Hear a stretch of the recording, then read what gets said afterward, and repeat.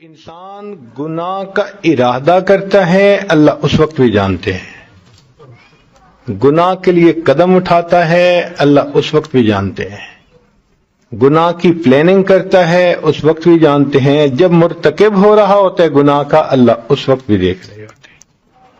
تو یہ احساس تو پھر بہت خوبصورت احساس ہے، ان مادی چیزوں کی نسبت بہت بلند، چنانچہ اس کو کہتے ہیں ایمان۔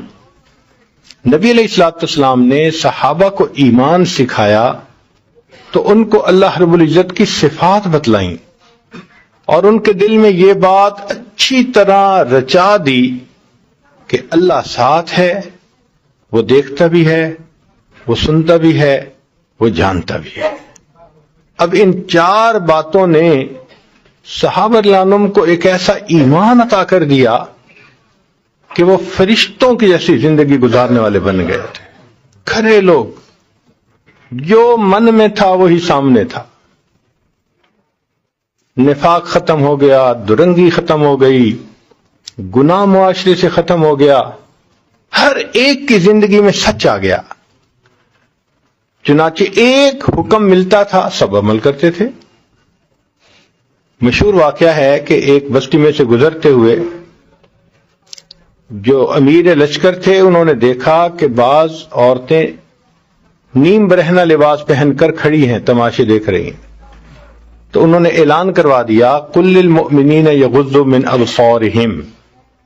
ایک اعلان پر پورے کے پورے لشکر کے لوگوں نے اپنی نگاہوں کو نیچے کر لیا اور شہر میں سے گزر گئے۔ جب واپس گھروں کو پہنچے تو لوگوں کو بتایا کہ جی ہمیں امیر نے حکم دیا، ہم نے سر جھکا لیے۔ تو پوچھنے والے نے پوچھا کہ یہ بتاؤ کہ وہاں کے مکان سنگل سٹوری تھے یا ڈبل سٹوری تھے؟ تو اس نے جواب دیا کہ جب آنکھیں ہی نیچے جھکا لیں تو ہمیں مکانوں کی بلندی کا بھی نہیں پتا۔ یہ ایمان ایسی عجیب چیز ہے۔ چنانچہ نبی علیہ الصلوۃ والسلام صحابہ کو اس بات کی تعلیم دیتے تھے، تلقین فرماتے تھے کہ ہمارا پروردگار ان صفات کے ساتھ متصف ہے، لہذا ہمیں قیامت کے دن اس کے سامنے پیش ہونا ہے۔ دنیا میں رہتے ہوئے تم اس کے حکموں کے مطابق زندگی گزارو گے تو تم کامیاب ہوگے۔ چنانچہ صحابہ رضی اللہ عنہم کے سامنے گناہ کے مواقع آتے تھے۔ ایک صحابی مسلمان ہوئے تو مسلمان ہونے سے پہلے مکہ مکرمہ کی ایک عورت کے ساتھ ان کے تعلقات تھے۔ کافی دنوں کے بعد مکہ مکرمہ جانے کا موقع ملا۔ قدرتاً عشاء کے بعد یہ وہاں سے گزر رہے تھے کہ اس عورت نے دیکھ لیا۔ اس نے کہا، ابو مرشد، بڑا عرصہ ہوا تمہیں دیکھے ہوئے، آج تو حامد بھی گھر پہ نہیں، تم آ جاؤ اپنا کام سمیٹ کے اور ہم اکٹھے رہیں گے۔ فرمایا کہ نہیں، میں نہیں آؤں گا۔ اس نے کہا، تم وہی ہو نا جو مکہ کی گلیوں میں میری یاد میں پھرا کرتے تھے، آنکھوں میں آنسو ہوتے تھے، تمنائیں کرتے تھے کہ میں تمہاری بات کا جواب دوں؟ میں وہی ہوں۔ کہنے لگے، تم وہی ہو، میں وہ نہیں ہوں۔ تمہیں کیا ہو گیا؟ کہنے لگے، اب میں کلمہ پڑھ چکا ہوں، اب اگر تو مجھے گناہ کی دعوت بھی دے گی تو میں تیری طرف آنکھ اٹھا کے نہیں دیکھوں گا۔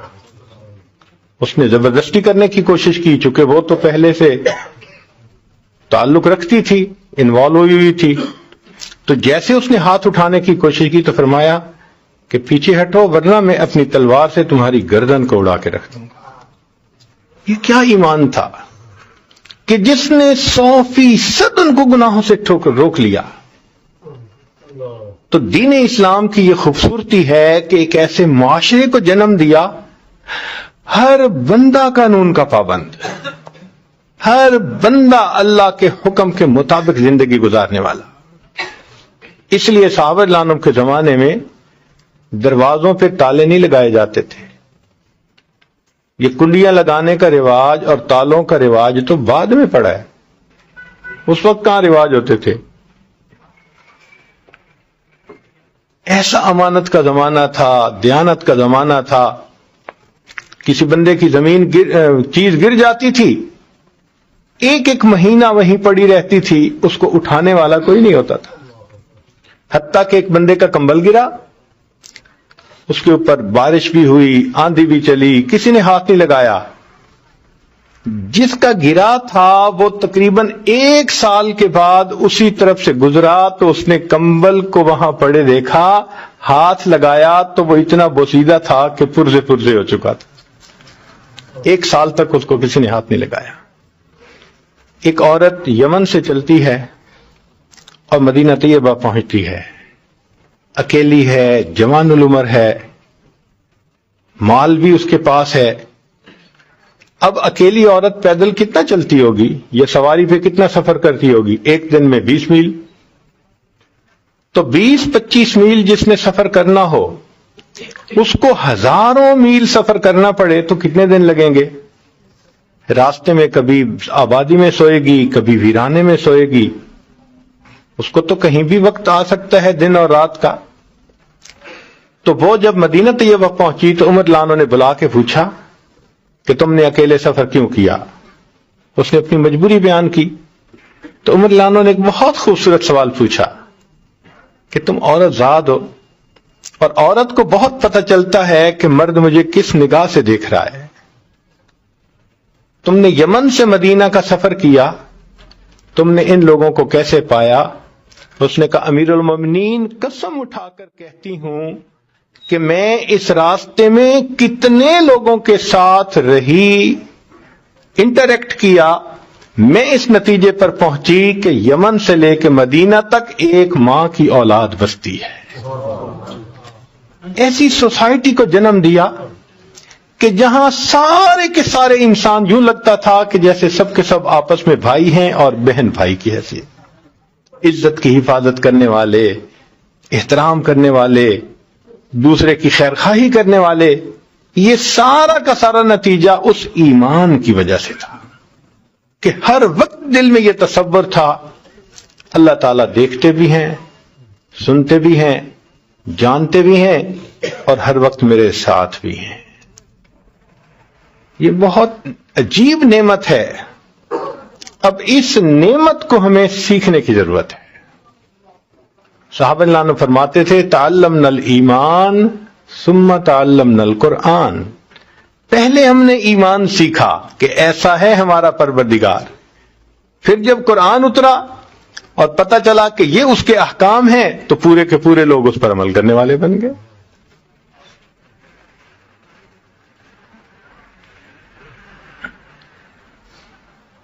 تو ہمیں بھی اپنے اس ایمان پر بہت زیادہ محنت کرنے کی ضرورت ہے۔ صحابہ کرام کے زمان میں جو نوجوان تھے، مرد اور عورت، وہ بھی شریعت کی پابندی کرنے والے۔ چنانچہ عبداللہ ابن عمر لانو ایک واقعہ بہت مزے لے کے بیان کیا کرتے تھے۔ سفر میں جا رہے تھے، ویرانے میں ایک نوجوان دیکھا جو بکریاں چرا رہا ہے۔ ویرانے میں تو کوئی دیکھنے والا ہی نہیں ہوتا۔ انہوں نے اس کو بلایا اور بلا کے کہا کہ بھائی ایک بکری ہمیں بیچ دو، ہم ذبح کریں گے اور اس کو بھونیں گے، تم بھی کھا لینا ہم بھی کھائیں گے، تمہیں پیمنٹ دے دیتے ہیں۔ اس نے کہا جناب سوری، یہ تو میں مالک نہیں ہوں، میں تو صرف چرانے والا ہوں، مالک کوئی اور ہے۔ تو انہوں نے آزمانے کے لیے کہہ دیا اتنی تمہاری بکریاں ہیں، تم کہہ دینا کہ بھائی بکری کو بھیڑیا کھا گیا، مالک کو کیا پتہ چلتا ہے۔ تو جب انہوں نے یہ کہا تو وہ ان پڑھ بکریاں چرانے والا نوجوان آگے سے عبداللہ بن لانو کو کہتا ہے کہ حضرت اگر میں یہ کہوں گا کہ بھیڑیا بکری کو کھا گیا فَأَيْنَ اللَّهُ، تو پھر اللہ کہاں ہے؟ تو عمر لانو یہ واقعہ سنایا کرتے تھے اور حیران ہوتے تھے کہ نبی علیہ السلام نے دلوں میں کیا ایمان بھر دیا کہ معاشرے کا ایک ان پڑھ نوجوان جنگل کی تنہائی میں بھی کسی گناہ کا موقع کوئی دکھاتا ہے تو جواب دیتا ہے کہ اگرچہ بندے نہیں دیکھتے، بندوں کا پروردگار تو دیکھ ہی رہا ہے۔ عمر لانو اپنے زمانے خلافت میں گلیوں میں چل رہے ہیں کہ دیکھوں کہ لوگ کس حال میں ہیں. ایک گھر سے دو عورتوں کے بولنے کی آواز آئی. ذرا قریب ہو کے سنا کیا بول رہی ہیں. تو ایک بڑی عمر کی عورت کہہ رہی تھی بچی کو کہ بکری نے دودھ دے دیا. اس نے کہا دے دیا. پورا دیا یا کم دیا؟ اس نے کہا کم دیا ہے. کہنے لگی لینے والے تو پورا مانگیں گے تو کچھ پانی اس میں ڈال کے پورا کر دو. لڑکی نے کہا کہ میں تو پانی نہیں ڈالوں گی، عمر لانو نے منع کیا ہے. تو بوڑھی عورت نے آگے سے کہہ دیا کہ عمر لانو کوئی دیکھ تو نہیں نہ رہے. تو لڑکی نے جواب دیا کہ عمر لانو نہیں دیکھتے، عمر کا پروردگار تو مجھے دیکھتا ہے. ینگ بلڈ، گرم خون، جن کے لیے گناہ کرنا بہت آسان ہوتا ہے، ایمان نے ان کو بھی باندھ کے رکھ دیا کہ موقع ہونے کے باوجود وہ سوچتے بھی نہیں تھے. عمر لانو اتنا خوش ہوئے کہ پھر آپ نے اس بچی کا رشتہ اپنے بیٹے کے لیے مانگا اور پھر ان کی شادی کر دی. تو جس دور میں نوجوان بچے اور بچیوں کی یہ کیفیت ہو، ذہنی کیفیت ہو کہ اللہ دیکھتا ہے، اللہ جانتا ہے، اللہ سنتا ہے، اللہ ہمارے ساتھ ہے. یہ جو چار خاص باتیں ہیں نا، ان کی عجیب انسان کی زندگی میں اس کی تاثیر ہوتی ہے. مثال کے طور پہ جس کو یہ پتا ہے کہ اللہ جانتا ہے کہ میرے ساتھ کیا ہو رہا ہے، وہ پھر اللہ کے سوا کسی اور سہارے کے پیچھے نہیں بھاگتا.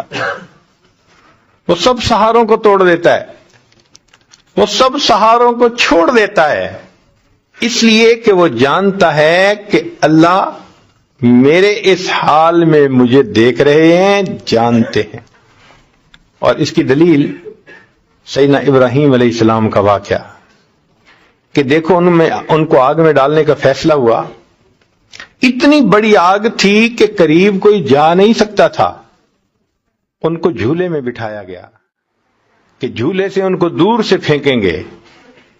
جب جھولے میں بٹھا دیا گیا اور ان کو آگ کی طرف پھینک دیا گیا تو ظاہر کے سارے اسباب ختم ہو چکے تھے. اس وقت جبریل علیہ السلام نے اللہ رب العزت کی بارگاہ میں عرض کی، اللہ آپ نے میرے ذمے لگایا ہوا ہے کہ میں نے آپ کے انبیاء کی مدد کرنی ہے اور آپ کے خلیل کو آگ میں ڈالا جا رہا ہے، کیا میں مدد کروں؟ تو فرمایا ہاں قبول کرتا ہے تو کرو. تو جبریل علیہ السلام آئے. احادیث میں لکھا ہے ابراہیم علیہ السلام جھولے اور آگ کے درمیان ہوا میں تھے، جیسے ایک بندہ گرنے کے لیے دور جا رہا ہوتا. جبریل علیہ السلام آئے اور آ کے کہا اے اللہ کے خلیل، اللہ کا حاجہ، کیا آپ کو میری ضرورت ہے؟ اب فرشتہ آ کے پوچھ رہا ہے، مگر ایمان دیکھیے کہ کیسا مضبوط تھا. ابراہیم علیہ السلام نے اس سے مدد نہیں مانگی. یہ توحید تھی ان کے دل میں کہ سب سہاروں کو توڑ دیا تھا اور سب سہاروں کو چھوڑ دیا تھا. جواب میں کہا کیا مجھے اللہ اس حال میں دیکھ رہے ہیں، جانتے ہیں جو میرے ساتھ ہو رہا ہے؟ تو جبریل السلام نے جواب دیا جانتے ہیں. فرمانے لگے حسبی من سؤالی علمہ بحالی، کہ یہ علم کہ اللہ میرے حال کو جانتا ہے، اس چیز نے مجھے دوسرے سے غیر سے سوال کرنے سے روک دیا. مجھے تیری مدد کی کوئی ضرورت نہیں.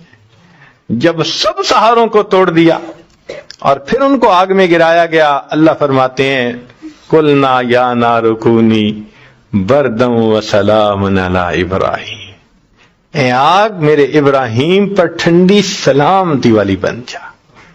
تو انسان کا ایمان، اس کو توحید خالص نصیب ہو جاتی ہے. وہ ادھر ادھر کسی کی طرف نظر اٹھا کے نہیں دیکھتا. کیوں؟ وہ جانتے، جب اللہ جانتے ہیں کہ میں اس حال میں ہوں، لہذا اس پر کتنے بڑے سے بڑے امتحان کیوں نہ آئیں، وہ ان امتحانوں کو آسانی سے بھگت جایا کرتا ہے، سب تکلیفوں کو برداشت کر لیتا ہے. کیوں؟ اللہ تعالیٰ مجھے دیکھ رہے ہیں اس حال میں نا. جب وہ اس حال میں مجھے دیکھ رہے ہیں تو میں بندہ ہوں، میں اس حال پہ راضی ہوں. تو اس بات کا احساس رہنا کہ اللہ میرے حال کو جانتے ہیں، انسان کو غیر کے در پہ جانے سے بچا لیتا ہے، موحد بنا دیتا ہے، پکا کر دیتا ہے توحید کے اوپر۔ دوسری بات کہ اگر انسان کو یہ علم ہو کہ اللہ میرے ساتھ ہیں تو پھر اس کو کوئی گھبراہٹ ہی نہیں ہوتی، چاہے وہ تنہا ہی کیوں نہ ہو۔ اور اس کی دلیل قرآن عظیم الشان میں سے سیدنا موسیٰ علیہ الصلوۃ والسلام، ہارون علیہ الصلوۃ والسلام اپنی قوم کو لے کے دریائے نیل کے کنارے پہنچے، پیچھے سے فرعون اپنے لاؤ لشکر کو لے کے آ گیا۔ عجیب صورتحال ہے، آگے پانی کا دریا اور پیچھے فرعون کی فوج کا دریا۔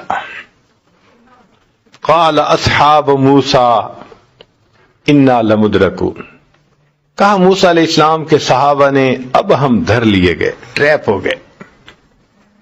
اس وقت جب کوئی نکلنے بھاگنے کی جگہ نظر نہیں آتی تھی، نہ جائے ماندن نہ پائے رفتن، اس وقت ایک یقین بھری آواز اٹھی اور سیدنا موسیٰ علیہ السلام نے فرمایا ان معی ربی سیہدین، کلا ہرگز نہیں، میرا رب میرے ساتھ ہے، وہ ضرور میرے نکلنے کے لیے کوئی میری رہنمائی فرما دے گا۔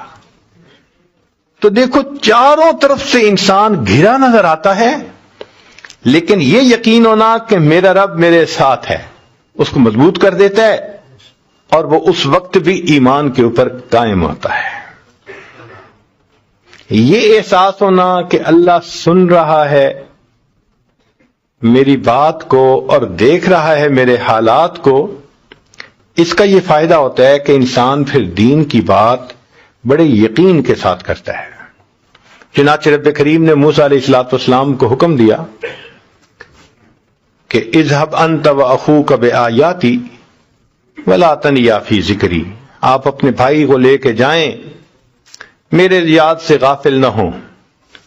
تو موسیٰ علیہ السلام کے دل میں خوف سا تھا، اس لیے کہ وہ فرعون کی بڑی اسٹیبلشڈ حکومت تھی اور ان سے ایک بندہ غلطی سے قتل ہو چکا تھا، تو وہ گھبراتے تھے کہ اب میں واپس جاؤں گا تو انہوں نے تو میرے قتل کے پروگرام بنائے ہوئے ہیں، تو کیا بنے گا۔ تو جب اللہ رب العزت نے دیکھا کہ موسیٰ علیہ الصلوۃ والسلام کے اندر خوف ہے، اگرچہ تعمیل ہے مگر ذہن میں ایک خدشہ تو ہوتا ہے نا بندے کے، فطرت ہے انسان کی، تو جب رب کریم نے یہ دیکھا تو فرمایا فَاذْهَبَا، تم دونوں جاؤ، لا تخافا، میں تم دونوں کے ساتھ ہوں، لا تخافا، تم دونوں مت گھبراؤ مت ڈرو، اننی معکما، میں تم دونوں کے ساتھ ہوں، اسمع و ارا، سنتا بھی ہوں میں دیکھتا بھی ہوں، جو بات فرعون کرے گا میں سنوں گا، جو معاملہ کرے گا میں دیکھتا ہوں، جب میں دیکھتے سننے والا تمہارا پروردگار ساتھ ہوں، کیوں گھبراتے ہو، بغیر ڈر کے جاؤ، میرے نام کو بلند کر کے آؤ۔ تو داعی کو ایک ہمت مل جاتی ہے، اس میں یہ اس کا فائدہ ہوتا ہے، بلکہ اس بات کا احساس کہ اللہ دیکھتے ہیں، تو اس سے انسان جو اللہ کی خاطر مجاہدہ برداشت کرتا ہے، سب مجاہدے آسان ہوتے ہیں۔ مزدور دیکھے کہ مالک دیکھ رہا ہے تو محنت کرنا، پسینہ بہانا اس کو کوئی مشکل نظر نہیں آتا، وہ جانتے ہے کہ مجھے مالک خود دیکھ رہا ہے۔ سبحان اللہ، نبی علیہ الصلوۃ والسلام سارا دن دین کے کاموں میں مشغول رہتے تھے، اور رات کے وقت اتنی عبادت کہ حتیٰ یتورمت قدماہ، قدمین مبارک پہ ورم آ جاتا تھا۔ تو پتہ ہے یہ رزلٹ کس کا تھا؟ رب کریم نے قرآن مجید میں فرمایا تھا، اے میرے حبیب صلی اللہ علیہ وسلم، الذی یراک حین تقوم وتقلبک فی الساجدین، جب آپ رات کو کھڑے ہوتے ہیں تیرا رب تجھے مصلی پہ کھڑے ہوتے ہوئے دیکھ رہا ہوتا ہے۔ اب جس بندے کے دل میں یہ آیت ہو، تہجد میں اٹھنا اور تہجد کا پڑھنا اس کے لیے کتنا آسان ہو جائے گا۔ پوری رات نماز میں کھڑے رہنا اس کے لیے آسان ہوگا۔ کیوں؟ الذی یراک حین تقوم، اللہ دیکھتا ہے جب آپ کھڑے ہوتے ہیں۔ وتقلبک فی الساجدین، سبحان اللہ۔ تو اس ایمان کے کتنے فائدے ہیں زندگی میں، اور ایک فائدہ یہ بھی ہے کہ پھر انسان گناہوں سے بچ جاتا ہے۔ ایک تو ہے نا دعوت میں اس کو مدد مل گئی، نیکی میں اس کو مدد مل گئی، ایک پش مل گئی اس کو، وہ گھبراتا نہیں ہے، قدم بڑھاتے آگے۔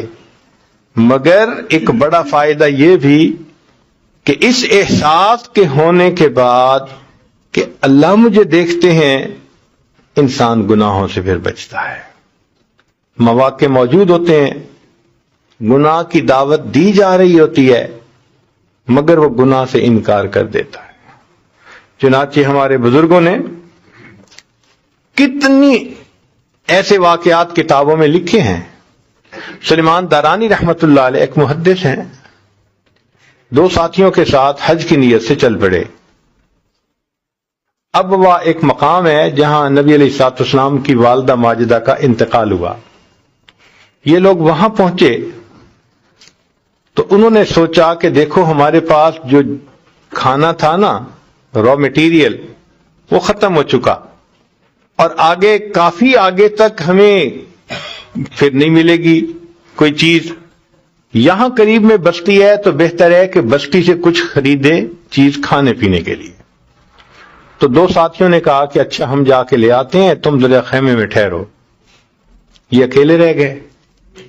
اتنے میں ایک عورت بکریاں چرانے والی آئی، اس نے دیکھا خیمہ ہے اور ایک مرد ہے، اور ان کو اللہ نے بہت خوبصورتی عطا فرمائی تھی، بہت منور چہرہ تھا۔ تو وہ قریب ہوئی اور اس نے کہا مجھے سیراب کر دو۔ تو یہ سمجھے کہ شاید اس کو کھانے پینے کی ضرورت ہے، تو انہوں نے روٹی اٹھائی، کچھ پانی لیا، کہ کھا پی لو۔ جب وہ دینے لگے تو تب اس نے وضاحت سے بات کی کہ نہیں، جو عورت مرد سے چاہتی ہے مجھے وہ چاہیے۔ تو اس وقت سلیمان درانی رحمت اللہ علیہ نے فوراً یہ سوچا کہ دیکھو میں تھوڑی دیر تنہا ہوا تھا، شیطان نے مجھے میرے پروردگار سے دور کرنے کے لیے اپنے نمائندے کو بھیج دیا۔ شیطان نے مجھے میرے پروردگار سے دور کرنے کے لیے اپنا نمائندہ بھیج دیا۔ چنانچہ انہوں نے رونا شروع کر دیا کہ شیطان ابھی بھی میرے پیچھے لگا ہوا ہے۔ اب ان کو روتا دیکھ کے عورت بھی رونے لگ گئی اور بھاگ گئی، اس کو شرم آئی۔ یہ روتے روتے سو گئے۔ جب سو گئے تو کہتے ہیں کہ خواب میں ان کو یوسف علیہ السلام کی زیارت نصیب ہوئی۔ تو سلیمان دارانی رحمت اللہ علیہ بڑے خوش ہوئے کہ مجھے آپ کی زیارت نصیب ہوئی، اور آپ نے تو بڑا ہی کمال کیا کہ پھر اس نے کہا تھا عورت نے، عزیز مصر کی بیوی نے، کہ ہی تلک، اور آپ نے کہا تھا معاذ اللہ، بچ گئے۔ تو جب انہوں نے یہ بات کی تو اس پر یوسف علیہ السلام نے جواب دیا میں تو اللہ کا نبی تھا اور میرے ساتھ اللہ کی حفاظت تھی، مدد تھی، یہ اتنی بڑی بات نہیں تھی۔ مزے کی بات تو یہ ہے کہ تم نے ولی ہو کر وہ کام کیا جو کام وقت کا نبی ہو کر کیا کرتا ہے۔ تو یہ ایمان جب مضبوط ہوتا ہے نا، پھر گناہوں کے مواقعوں کے باوجود بندہ قدم نہیں اٹھاتا، اس لیے کہ وہ جانتا ہے کہ میرا اللہ مجھے دیکھ رہا ہے، وہ میری بات کو سن رہا ہے، وہ میرے ساتھ ہے، اس کو علم ہے کہ میں کیا کر رہا ہوں۔ چنانچہ ایک واقعہ لکھا ہے، ایک عورت تھی، وہ اندھیری جگہ سے گزر رہی تھی، تنہائی تھی۔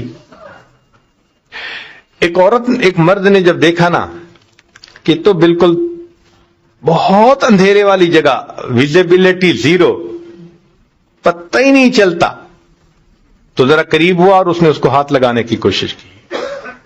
جیسے اس نے ہاتھ لگانے کی کوشش کی تو اس عورت نے جواب دیا، ڈر اس پروردگار سے جو اندھیرے میں اسی طرح دیکھتا ہے جس طرح وہ روشنی میں دیکھ رہا ہوتا ہے۔ کیسا عجیب جواب دیا! یعنی عورت کا ایسا یقین بنا ہوا تھا اس اندھیرے میں جہاں کوئی ادھر ادھر دیکھنے والا نہیں، وہ کہتی ہے کہ ڈر اس پروردگار سے جو اندھیرے میں اسی طرح دیکھتا ہے جس طرح کہ وہ روشنی میں دیکھا کرتا ہے۔ چنانچہ ایک مرد نے ایک عورت کو بہلایا پھسلایا اور کہنے لگا کوئی یہاں ہے نہیں سوائے ستاروں کے۔ اس نے کہا اچھا پھر این مکوک ابوہا، اگر ستاروں کے سوا کوئی نہیں دیکھنے والا تو ستاروں کا بنانے والا کدھر چلا گیا؟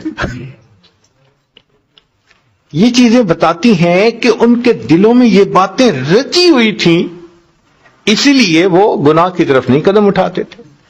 چنانچہ مکہ مکرمہ میں ایک عورت تھی جس کو اپنے حسن و جمال پہ بڑا ناز تھا۔ وہ ایک مرتبہ نہانے کے بعد کپڑے بدل کے اپنے بال سنوار رہی تھی، آئینے کے سامنے کھڑی تھی اور بہت اپنے آپ پہ فریفتہ تھی کہ میں بہت حور پری ہوں۔ خاوند نے دیکھا تو اس عورت نے بڑے ناز نخرے سے بات کی کہ کوئی ہے مرد ایسا جو مجھے دیکھے اور میری تمنا نہ کرے؟ تو خاوند نے کہہ دیا ہاں، عبید بن عمیر، یہ مسجد نبوی میں ایک خطیب تھے، اس زمانے میں عالم تھے جو درس دیتے تھے اور بڑے باخدا بزرگ تھے۔ اس نے ان کا نام لے دیا کہ عبید بن عمیر۔ تو میاں بیوی کا تعلق عجیب سا ہوتا ہے۔ آگے سے کہنے لگی کہ تو مجھے دے اجازت، میں تجھے دکھاتی ہوں کہ وہ پھسلتا کیسے ہے۔ اس نے کہا ٹھیک۔ عورت کو اجازت مل گئی، وہ نکلی باہر، مسجد کے دروازے پر آ کر کھڑی ہو گئی۔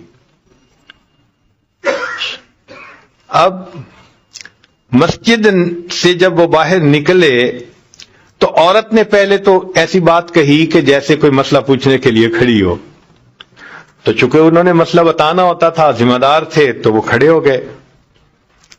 اس نے بات کرتے کرتے اچانک اپنا نقاب ہٹا دیا۔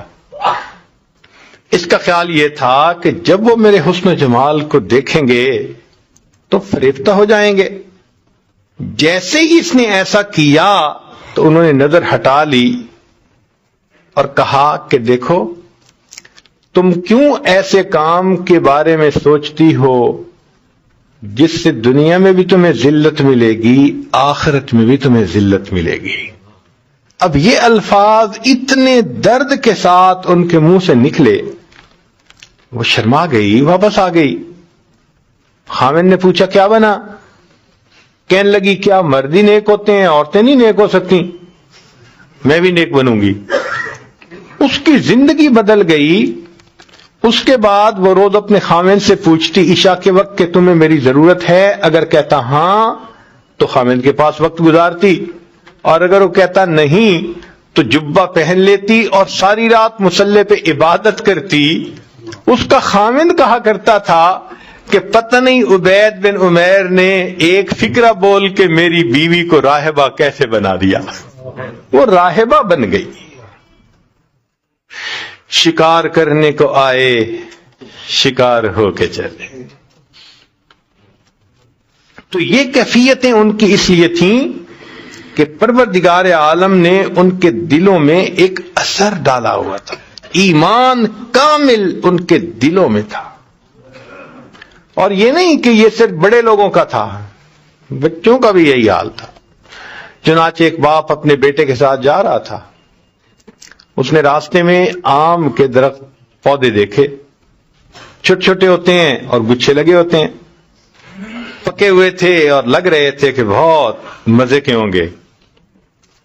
تو والد نے اپنے بیٹے کو کہا بیٹے تم یہیں ذرا رک جاؤ راستے پہ، اور میں باغ میں جاتا ہوں اور ایک اچھا پکا ہوا خوشہ توڑ کے لاتا ہوں، اور اگر کوئی آئے ادھر ادھر سے تو ذرا آواز دے دینا، میں آ جاؤں گا۔ وہ جی چلا، جیسے خوشے کے قریب پہنچا تو بچے نے پیچھے سے آواز لگا دی، یا ابی احد یرانا، اے ابا جان کوئی ہمیں دیکھ رہا ہے۔ تو وہ گھبرا گیا اور ویسے ہی واپس آ گیا۔ آ کے دیکھا تو گلی میں تو کوئی بھی نہیں تھا. اس نے کہا گلی میں تو کوئی نہیں. اس نے کہا انسانوں میں سے ہمیں کوئی نہیں دیکھ رہا, انسانوں کا پروردگار ہمیں دیکھ رہا ہے. چھوٹا بچہ 10 سال کی عمر ہے تقریباً, اس کا بھی یقین ایسا بن گیا تھا. اور یہ یقین خود بخود نہیں بنتا تھا, ماں باپ بناتے تھے. چنانچہ داؤد طائی رحمت اللہ علیہ ایک بزرگ گزرے ہیں, بڑے محدث بھی تھے اور فقیہ بھی تھے اور مشائخ میں سے تھے, مشائخ صوفیاء میں سے تھے. امام اعظم ابو حنیفہ رحمت اللہ علیہ کے ہاں جو خاص شاگرد تھے نا 40, جو فتویٰ لکھنے میں مشورے میں کام آتے تھے, جو مجلس مشاورت تھی, یہ اس میں سے ایک تھے, مگر تقویٰ کے پہاڑ تھے.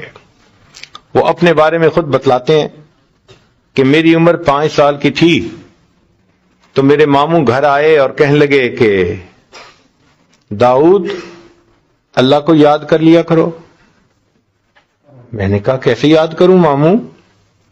کہنے لگے جب تم سونے لگے ہو نا بستر پہ تو اس وقت تم چند مرتبہ کہہ لیا کرو اللہ میرے ساتھ ہے, اللہ مجھے دیکھتا ہے. بس یہ کہہ لیا کرو اور سو جایا کرو. میں نے کہنا شروع کر دیا. پھر ملاقات ہوئی تو کہنے لگے اللہ کو یاد کرتے ہو؟ میں نے کہا میں اتنی دفعہ. کہنے لگے کچھ زیادہ کہا کرو. تو کہنے لگے میں پھر سونے سے پہلے اللہ مجھے دیکھتا ہے, اللہ میرے ساتھ ہے. اب جو بات بندہ روز کرتا رہے اس کا دل پہ اثر ہوتا ہے. وہ کہتے ہیں کہ میں بچہ تھا, اس لفظ کے بار بار کہنے سے میرے دل میں اللہ کا ایسا استحضار آ گیا کہ بچپن سے دل سے یہ خواہش نکل گئی کہ میں نے کوئی نافرمانی کرنی ہے. اللہ اکبر. بچپن سے ان کا یقین بنایا کرتے تھے. ہمارے مشائخ, ان کی خانقاہوں میں جو لوگ آتے تھے اور ان کے پاس وقت گزارتے تھے, وہ بھی تو یہی کام کرتے تھے. مشائخ چشت سبق کہتے ہیں اللہ حاضری اللہ ناظری اللہ معی. اللہ حاضر ہے, اللہ مجھے دیکھتا ہے, اللہ میرے ساتھ ہے. تو مقصود تو وہی ہے. تو یہ جو سبق سکھائے گئے ان کا بنیادی مقصد کیا تھا کہ دل میں اللہ تعالی کے استحضار کو پیدا کر دینا. جب یہ استحضار پیدا ہو گیا پھر انسان گناہ نہیں کر سکتا, پھر گناہوں سے جان چھوٹ جاتی, پھر گناہ کی طرف آنکھ اٹھا کے بھی نہیں دیکھتا انسان. ایسے اس کے دل کی کیفیت ہو جاتی ہے. چنانچہ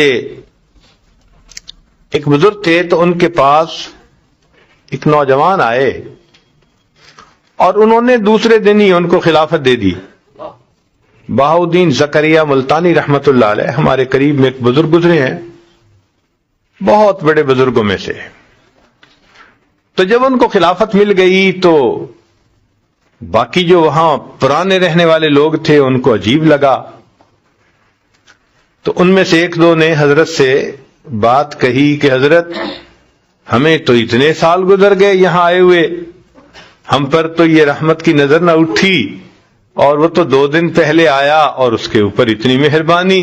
حضرت ہم بھی تو پڑے ہیں راہوں میں. جب اس نے یہ بات کی تو شیخ نے کہا کہ اچھا میں تمہیں اس کا جواب کسی وقت سمجھاؤں گا. اب 2-4 دن گزر گئے تو کرنے والے بھی بات بھول گئے تھے. اللہ کی شان کے مہمان آ گئے اور ان کے لیے مرغی ذبح ہونی تھی, چند مرغیاں. تو حضرت نے وہ معترضین جو تھے نا ان کو بلایا اور ان کو مرغی بھی دی اور ان کو چھری بھی دی, اور اس بندے کو بھی دی مرغی اور چھری. اور ان 4-5 جو بھی تھے ان کو کہا بھائی جاؤ ان کو ایسی جگہ ذبح کر کے لاؤ جہاں کوئی نہ دیکھتا. وہ لوگ گئے, کوئی دیوار کے پیچھے بیٹھ کے ذبح کر رہا ہے, کوئی درخت کے پیچھے بیٹھ کے ذبح کر رہا ہے, سب ذبح کر کے لے آئے. تھوڑی دیر کے بعد وہ نوجوان آیا تو دیکھا کہ مرغی بھی زندہ ہے اور آنکھوں میں آنسو بھی ہے. تو شیخ نے پوچھا کیا ہوا؟ حضرت آپ نے شرط لگائی تھی ایسی جگہ ذبح کرو جہاں کوئی نہ دیکھتا ہو, میں جہاں بھی گیا میرا پروردگار مجھے دیکھ رہا تھا. تو شیخ نے ان لوگوں کو سمجھایا کہ دیکھو اس نوجوان کے قلب کی یہ کیفیت تھی جس وجہ سے اس کو میں نے یہ نعمت جلدی عطا کر دی ہے۔ تو اس ذکر اور مراقبے کا بنیادی مقصد یہی کہ ایمان مضبوط ہو جائے، پھر انسان کی زندگی گناہوں سے پاک ہو جاتی ہے۔ آج چونکہ ہم محنت نہیں کر رہے، آج گناہوں کا کرنا بہت آسان بن گیا۔ اب آپ یہ نہ سوچئے کہ یہ ایمان مل گیا تو بس انسان عورت سے متعلقہ گناہ سے بچ جائے گا، نہیں، سارے گناہوں سے بچ جائے گا۔ ہر گناہ سے نہ دھوکہ دے گا، نہ جھوٹ بولے گا، نہ کسی کا برا سوچے گا، اس لیے کہ اس کو پتا ہوگا کہ جو میں سوچ رہا ہوں، جو میں کر رہا ہوں، میرا رب مجھے دیکھتا بھی ہے اور جانتا بھی ہے۔ اللہ اکبر کبیرہ۔ چنانچہ اللہ کے خوف سے گناہ کو چھوڑ دینا یہ اللہ رب العزت کو بہت پسندیدہ ہے، اور یہ احساس دل میں ہونا کہ مجھے قیامت کے دن جواب دہ ہونا پڑے گا، انسان پھر کوئی ایسا کام نہیں کرتا۔ کتابوں میں لکھا ہے کہ امیر شاہ ایک علاقے کا بادشاہ گزرا ہے، اس نے تفریح کا پروگرام بنایا کہ میں جنگل میں جاتا ہوں اور شکار کھیلوں گا۔ اس کے ساتھ پولیس بھی تھی، 3 دن اس کا وہاں سٹے تھا۔ اب پولیس والوں کو ایک گائے وہاں نظر آئی جو چر رہی تھی، تو انہوں نے دل میں سوچا کہ بھائی کوئی اس کا مالک تو قریب نظر نہیں آتا، تو یہ شاید بغیر مالک والی گائے ہے۔ انہوں نے اس کو ذبح کر لیا پکڑ کے اور اس کو گوشت بھون کے کھا لیا۔ وہ گائے تھی ایک بوڑھی عورت کی۔ جب گائے واپس نہ آئی شام کو تو وہ اپنی کوٹھری سے نکلی، ڈھونڈتے ڈھونڈتے پتہ چلا کہ جی گائے تو پولیس والوں نے کاٹ دی، ذبح کر دی اور کھا بھی لی۔ تو اس نے کہا کہ جی میرا تو گزارا ہوتا تھا اس کے دودھ دہی پہ، اب آپ لوگوں نے اگر ایسا کیا تو مجھے پیسے دے دیں، میں کوئی اور گائے خرید لوں۔ انہوں نے پیسے بھی نہ دیے۔ اس نے کہا اچھا پھر مجھے بادشاہ سے ملاقات کروا دو، میں اس سے پیسے لے لیتی ہوں۔ تو انہوں نے کہا نہیں، ہماری نوکری چلی جائے گی۔ انہوں نے بادشاہ سے بھی نہ ملنے دیا۔ وہ بڑی پریشان کہ اب میں کروں تو کیا کروں۔ کسی سے اس نے مشورہ پوچھا تو انہوں نے مشورہ دیا کہ دیکھو بادشاہ نے 3 دن کے بعد واپس اپنے گھر جانا ہے، اور راستے میں ایک دریا پڑتا ہے اور اس کے اوپر ایک ہی پل ہے، دوسرا کوئی راستہ ہے ہی نہیں، تم وہاں چلی جاؤ۔ جب بادشاہ کی سواری پل سے گزرنے لگے تو تم کھڑی ہو جانا اور بادشاہ کو روک کر اپنی بات کر دینا، بادشاہ تمہیں گائے کی قیمت دے دے گا۔ وہ بڑھیا وہاں پہنچ گئی۔ اب تیسرے دن جب امیر شاہ اس جگہ پر آیا، اللہ اکبر، تو پل سے گزر رہا تھا، بڑھیا اٹھی اور اس نے اس کے گھوڑے کی لگام کو پکڑ لیا، کھڑا کر لیا۔ تو امیر شاہ نے پوچھا اماں کیوں میری سواری کو کھڑا کیا؟ تو اس پر اس بڑھیا نے کہا کہ امیر شاہ میرا اور تیرا ایک معاملہ ہے، میرا اور تیرا ایک معاملہ ہے، یہ پوچھ رہی ہوں کہ اس پل پہ فیصلہ کرنا چاہتا ہے یا قیامت کے دن پل صراط پہ فیصلہ کرنا چاہتا ہے۔ کہتے ہیں جب بڑھیا نے یہ بات کی امیر شاہ کانپ گیا، نیچے اترا، اماں کیا بات ہے؟ اس نے پورا واقعہ سنایا۔ امیر شاہ نے 7 گایوں کی قیمت دی اور دیکھے کہا اماں اسی پل پہ معاف کر دینا، پل صراط پہ میں جواب دینے کے قابل نہیں۔ تو جس بندے کے دل میں یہ ایمان مضبوط ہوگا وہ کیوں دھوکہ دے گا کسی کو؟ تو اس ایمان کی مضبوطی کا اثر پوری زندگی میں آتا ہے، کسی ایک چیز میں نہیں آتا، ہر کام میں یہی کیفیت ہوتی ہے اس کی۔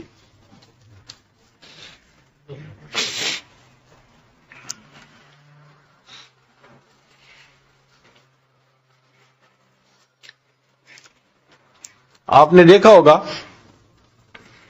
کہ عورتیں بہت چھوٹے دل کی ہوتی ہیں، جلدی ایک دوسرے کے ساتھ دل میں کینہ رکھ لیتی ہیں، اور پھر اگر سوکنے ہوں تو پھر تو ایک دوسرے کے بارے میں دل میں بہت جلدی نفرت ہوتی ہے، اور ان کا تو دل چاہتا ہے کہ بس میں تو اس کو زمین کے اوپر دیکھنے کی بجائے نیچے دیکھنا چاہتی ہوں۔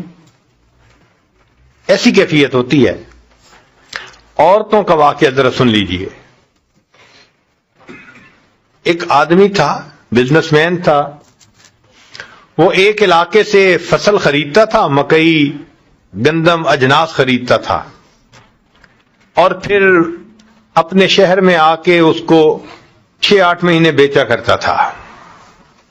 کاروبار بہت اچھا چل رہا تھا، لیکن جب سیزن آتا نا تو اس کو اس شہر میں جانا پڑتا جہاں پہ وہ کھیتیاں اگتی تھیں، یعنی گروور کے پاس جاتا، ان کو دیکھتا، پیمنٹ کرتا، سودے کرتا اور ان سے خریداری کرتا۔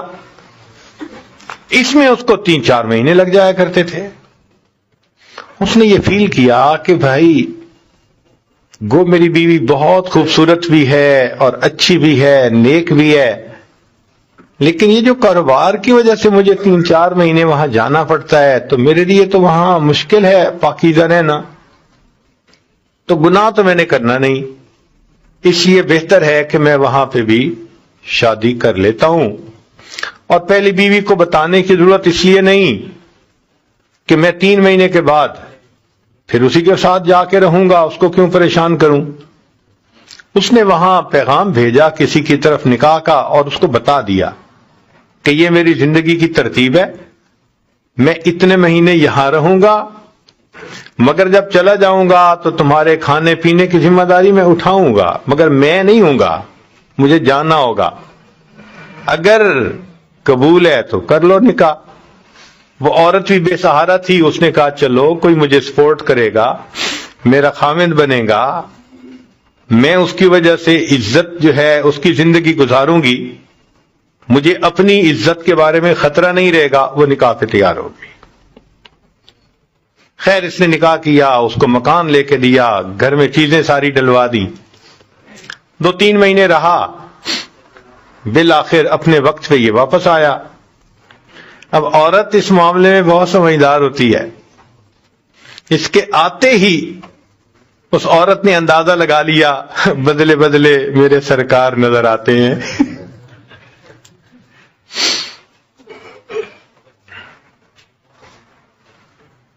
مگر وہ چپ رہی، کہا اس نے کچھ نہیں۔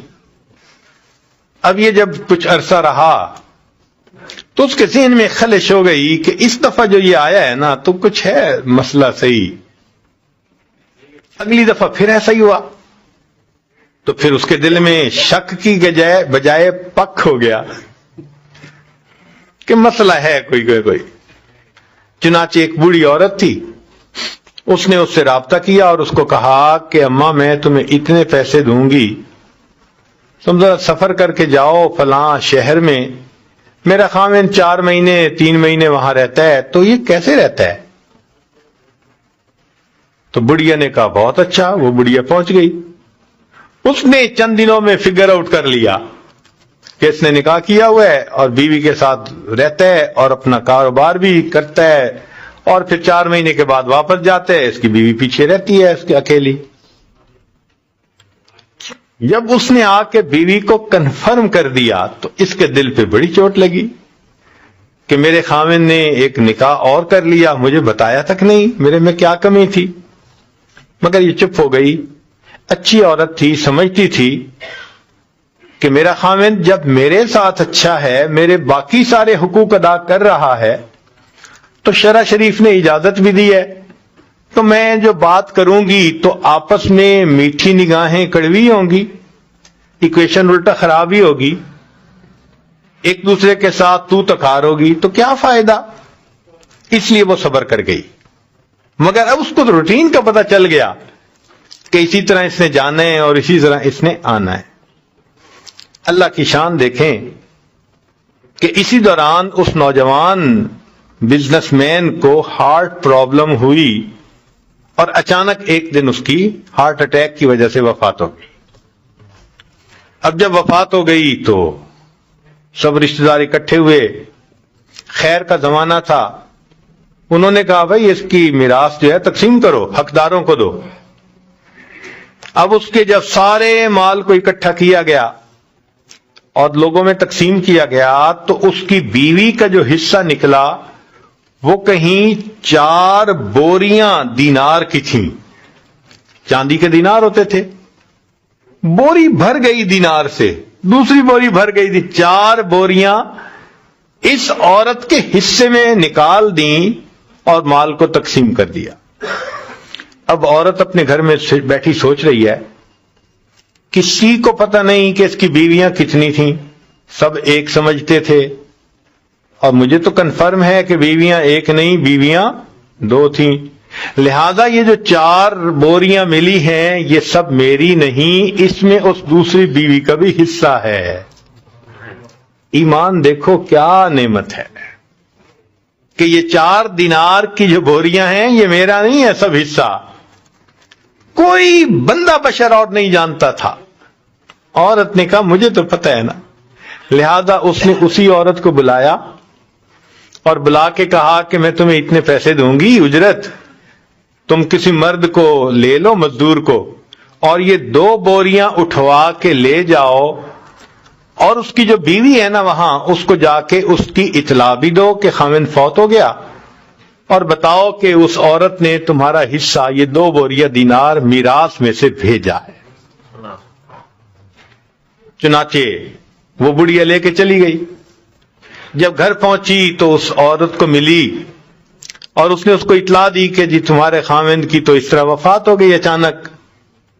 اب اس بات کو سن کے تو وہ بہت روئی، بہت روئی. جب کافی رو لیا، تھوڑا صبر ہوا، تو اس وقت اس بڑھیا نے اس کو کہا کہ دیکھو اس کی جو پہلی بیوی ہے نا اس کے حصے میں 4 بوریاں آئی تھیں، مگر اس کو پتہ چل گیا تھا کہ تم بھی اس کی بیوی ہو، لہذا اس نے 2 بوریاں تمہارا حصہ تمہیں بھیجا ہے. اس پر وہ اور بھی کچھ روئی کہ اس کی بیوی کتنی اچھے اخلاق والی اور کتنی دیندار عورت تھی کہ کسی کو پتہ نہیں، اور اس نے 2 بوری دینار کی مجھے بھیج دی. تو پھر جب رو کے تھوڑا صبر ہوا تو کہنے لگی کہ اچھا میں بھی آپ کو اجرت دوں گی، آپ یہ 2 بوریاں لے جائیں اور اس پہلی کو واپس پہنچا دیں. 2 بوریاں لے جائیں اور پہلی کو واپس پہنچا دیں. اس نے کہا کیوں؟ کہنے لگی اس لیے کہ لاسٹ ٹائم میرا خاوند جب یہاں سے جدا ہونے لگا تھا کوئی تکرار ہو گئی تھی، ایکسچینج آف ورڈز ہو گئے تھے، جس پر اس نے مجھے طلاق دے دی تھی، اور یہ بات میرے سوا کوئی نہیں جانتا، میں اس کی بیوی نہیں ہوں، لہذا یہ دینار کی بوریاں پہلے کا حق بنتا ہے. تصور کر سکتے ہیں ہم کہ انسان اتنا بھی عظیم بن جاتا ہے، ایسے فرشتہ صفت بن جاتا ہے، اس کے اخلاق میں، معاملات میں اتنی پاکیزگی آ جاتی ہے. اللہ اکبر کبیرہ. یہ دین اسلام کا حسن ہے کہ ایمان بندے کے اندر جب بھرتا ہے تو یہ دیکھنے میں انسان ہوتا ہے، حقیقت میں یہ فرشتوں سے بھی آگے بڑھ جاتا ہے.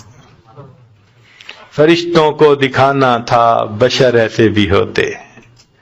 اللہ تعالیٰ بھی فرشتوں کو دکھاتے ہیں کہ دیکھو فرشتے تم بھی غور کرو، میرے بندے ایسے بھی ہوتے ہیں. سبحان اللہ. من کو صاف کر دیا، تن کو صاف کر دیا.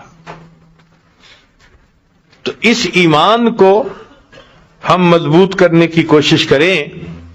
پروردگار عالم ہمیں اپنے ایمان کو مضبوط سے اثبت بنانے کی توفیق عطا فرمائے، اور جو گناہ ہم کر چکے اللہ ہمیں دنیا میں ہی اس سے سچی پکی توبہ کرنے کی توفیق عطا فرمائے.